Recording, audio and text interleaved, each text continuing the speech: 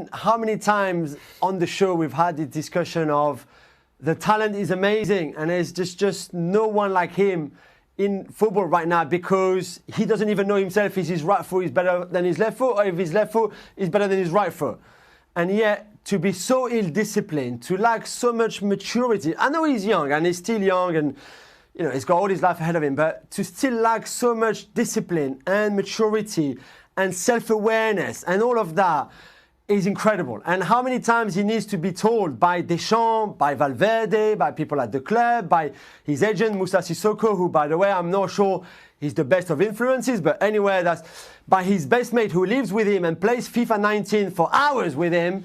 I don't know what has to happen, but something has to happen for him to change and finally grow up because right now he's still wasting a lot of his talent. I'm hearing a lot, and the problem is his talent has been so prolific this season despite all these problems. He's scored so many important goals for Barcelona, but you keep hearing about this entourage that's around him. Is that the key problem?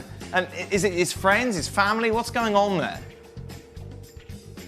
Yeah, I mean, he's one of those young football players who lives with his friends, his best friends that he grew up with, back home, who are very important, who are his driver, his cook, his PlayStation partner, his anything you want.